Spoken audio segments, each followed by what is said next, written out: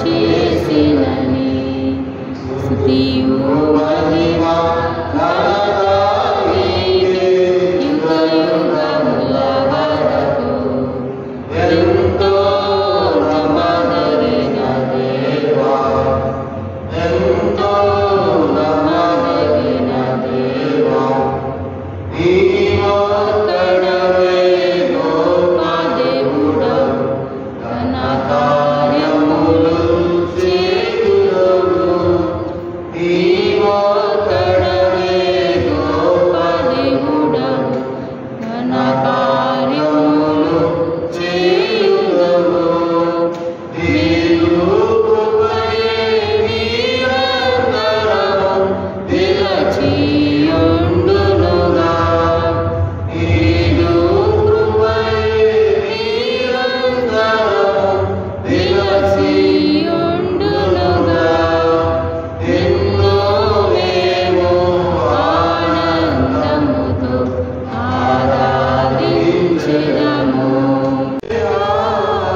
నాదు శత్రువులను పడగొట్టువాడు నీవే, మహాసమర్థుడవు, నా రక్షణాంగము నీవే, మహాసమర్థుడవు,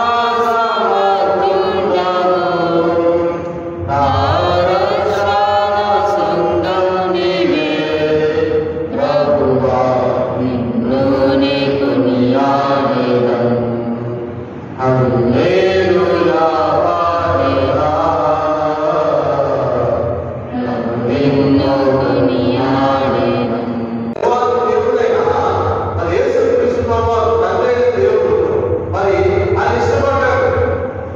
మానవుడైనా ఈ లోకంలో ఒక దినం మనం విడిచిపెట్టిపోయిన తర్వాత మన సమాజంలోకి వెళ్ళిపోయిన తర్వాత మనం చనిపోతే ఏం చేస్తారు? అంటే ఆస్పాదం పెడతారు. 2 రోజులు ఉంటారు, 3 రోజులు ఉంటున్న తర్వాత తీసేస్తారు. దేవుడికి బాడీ అంతా తప్పుకుంటుంది. మనసు దేవుడితే మనకి మన అయిపోతుంది. కానీ దేవుడు ఏం చేస్తున్నాడంటే పూర్వకాలం మానవులను సృష్టించి సంస్కారం ఏర్పాటు చేసి మానవుని తన స్వరూపంలో సృష్టించి ఏం చేశాడు? మానవుతో స్నేహం కలిగి ఉండాలి, మానవుతో సహవాసం చేయాలి, మానవుతో మాట్లాడాలి, వారి నామములను సృష్టించాలని, వాళ్ళతో సరదాగా సమయాన్ని గడపాలి, వాళ్ళను ఆనందించాలని చెప్పి వాడు ఇష్టపడేవాడుగా ఉన్నాడు. అందుకే మన జగత్తులా వేయబడుతుంటే ప్రేమ చేత ఏం చేత ప్రేమ చేత ఫస్ట్ దేవుడిలో ప్రేమించిన వాడుగా ఉంటున్నాడు. తర్వాత క్రీస్తులో వాళ్ళను ఏర్పరచుకుని ఉన్నాడు. తర్వాత 7వ వచనంలో మనం చూసినట్లయితే తన కృపామయ దైవశక్తిని బట్టి ఆయన ప్రేమ యందు ఆయన కృపలను అనుభవించడానికి విమోచన వచ్చింది. రెడెంప్షన్ వచ్చింది. మానవునికి దేవునికి రెడెంప్షన్ వచ్చింది. మన చూద్దాం 2వ అధ్యాయం ఎఫెసీయులకు రాసిన పత్రిక 2వ అధ్యాయము మొదటి 2 వచనాలు. ఎఫెసీయులకు రాసిన పత్రిక 2వ అధ్యాయము మొదటి 2 వచనాలు. మీ అపరాధముల చేతను పాపముల చేతను మీరు చచ్చిన వారే కదా ఆయన మిమ్మును క్రీస్తుతో కూడా బ్రతికించెను. మీరు వాటిని